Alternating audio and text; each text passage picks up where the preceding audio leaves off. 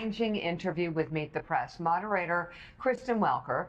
President Trump seemed to try and have it both ways on the state of the economy, wanting credit for the good things and none of the blame for anything else. He was also pressed on if his policies could lead to a recession. Take a look. When does it become the Trump economy?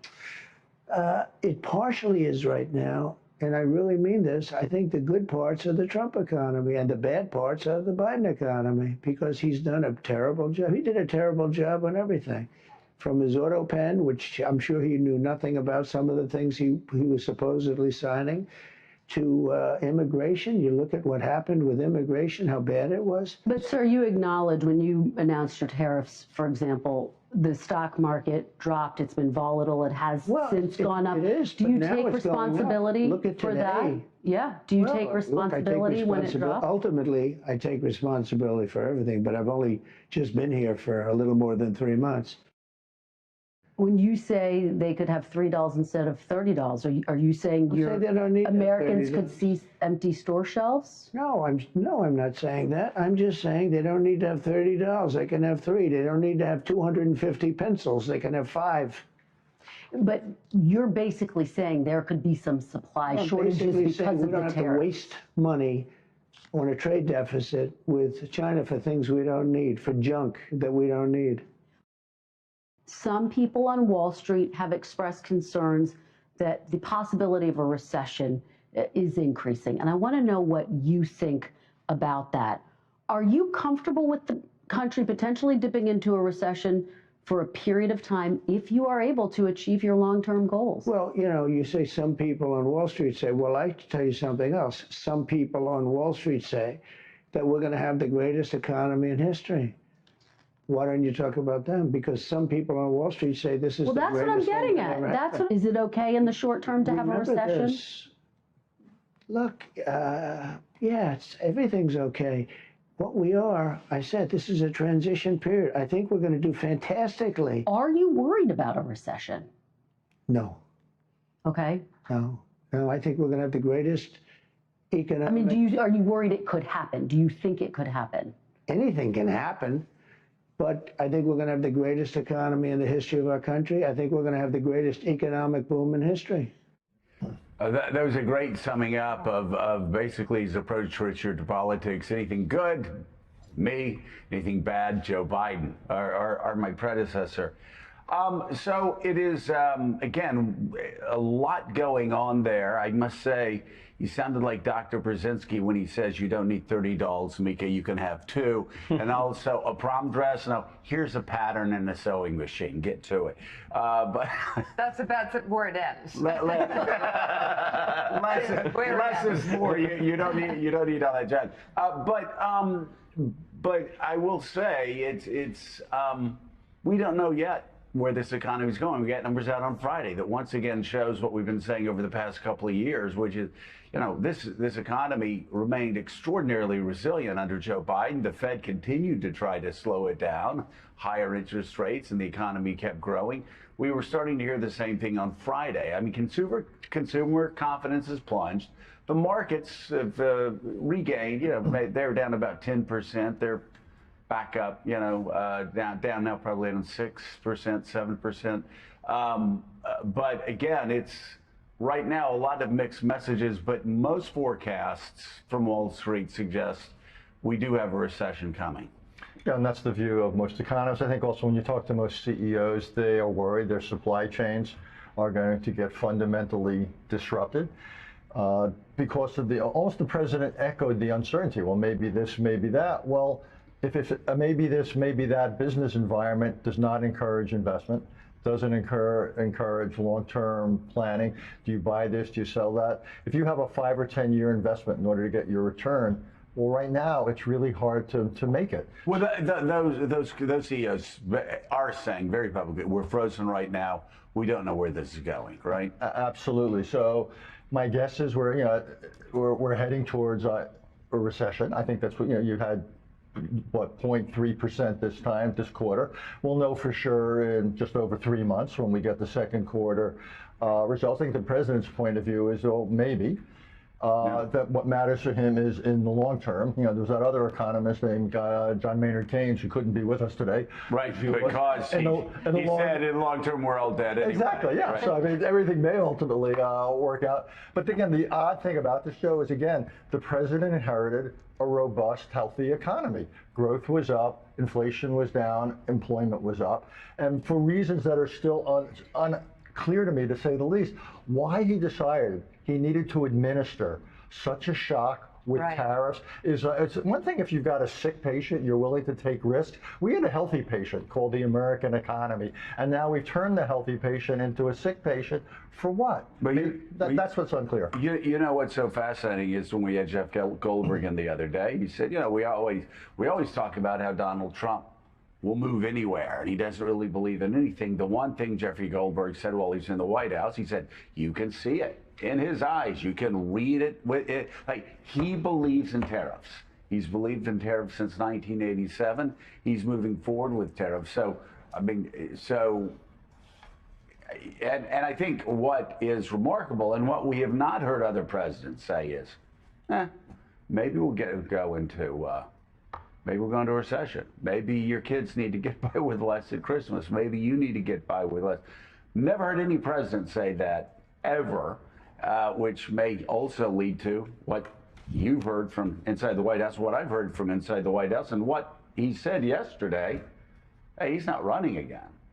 He's not running in 2028. So he's willing to play this out, and if there's some short-term pain, he's fine with it. Yeah, as the immortal Alex Corson joked a moment ago, it's a far cry from a chicken in every pot right here, saying, you know, the president saying, no, we're not going to give you plenty, we're going to give you less, and you'll be happy with it, that you can settle for just having $1 or $2 as opposed to 30. But this is certainly an animating principle, one of the few that has been consistent since the 1980s for Donald Trump. He believes in tariffs, and he's surrounded himself with people who either really believe in tariffs, like Peter Navarro, or at the very least are willing to go along with it, push back mildly, like a Scott Bessent. But there are warning signs on the horizon. Some of the data from the ports, particularly, you know, in terms of the imports coming in, really slowed down. Those prices they haven't kicked in yet. The higher prices, they will. Inflation could be surging back. Recession still feels very much on the horizon, perhaps a near horizon. But at least for now, President Trump is willing to put up with the pain. He said that actually in both yesterday and in the interview with The Atlantic earlier in the week. He was pushed. Is there a number the stock market might hit? Because we know the first term, he was so reactionary to the stock market. And this time around, he said, no, I'm going to see this through. So, Katty K, he's committed, pot committed, at least for the time being on this. It is something that, though, I know a lot of Republicans are getting anxious about. We've heard from those in the House, those in the Senate, even Leader Thune saying, we're going to let this play out for a while. But at a certain point, they feel like they might need to try to push back, whether that's actually with some just rhetoric or legislation remains to be seen. I mean, the only area where people in the House so far have actually pushed back in any numbers has been around the issue of tariffs. So whether they're going to broaden that to other issues, it seems unlikely. And then it's only been a handful, 6 or 7 people. I don't see any indication yet from the House or the Senate that there's much appetite for vocal objection to anything that Donald Trump says. Now, look, if you start, I think the one thing that could change that could be the impact of tariffs. If you start seeing in a week or two, as economists are predicting that shelves will empty, it will test American consumers' appetite for sacrifice. Now, if you told Swedes that they could only have $2, not $10, that might be one thing. But Americans are not famous for exercising restraint and austerity when it comes to consumer purchases. So I think that could be something that hurts the president. And then the question is going to be, if that hurts the president and his approval numbers decline, will they push back on other things? Will they say, you know, push back on due process issues? Will they push back on legal issues as well? I don't think we know yet. I think it depends on how hard the economy is hit by these tariffs. Yeah, I mean, and it is absolutely fascinating. They've been very straightforward. The president's been very straightforward, saying you may have to get by with less. Yeah, maybe we'll have a recession. We'll see how that plays out. On the campaign, Elon Musk said we're going to have to go through a rough time. There's going to be. I'm sure he didn't realize that he was going to lose 125 to 150 billion dollars personally going through that rough time. But this is something they've all predicted. Scott Bessent said something that suggests that maybe Scott Bessent doesn't have his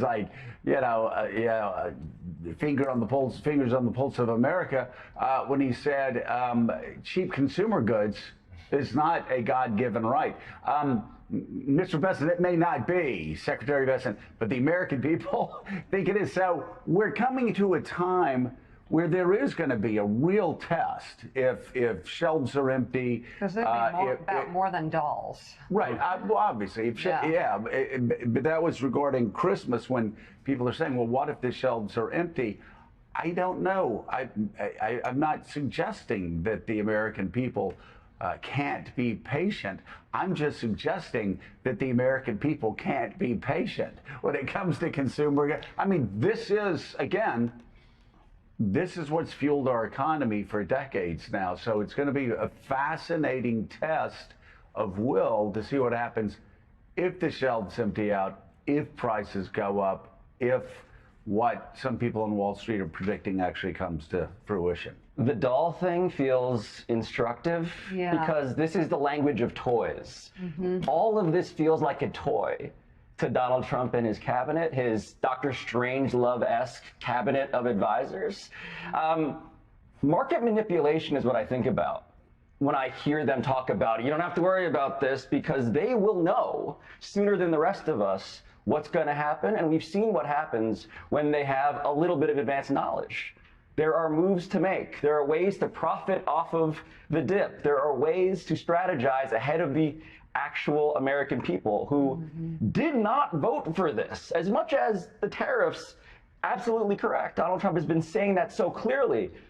This thing, the dolls thing, the hey, you might need to scale back, it's just so obviously not what his voters chose. But they all said you're going to have to go through rough times. Musk said you're going to have to. Didn't he say that on the campaign trail? He did. He said they're going to have to go through rough times. But they don't. But the people, but the people who know what's coming won't have to in the same way. And that market manipulation, this whole crypto casino feeling economy, is where there's just an unmistakable vibe of corruption, self-protection as chaos is going to loom. And that's where Main Street certainly feels like an underrepresentation of how vast that damage and that anxiety is going to be. Well, I mean, we'll see how all of this plays out. Again, it's a big question. We've been predicting recession now, as far as economists, for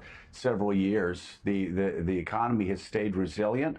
I think right now it's easier to say these things on Meet the Press than it is when actually inflation starts moving up. And we don't know that. We're going to get back to this, but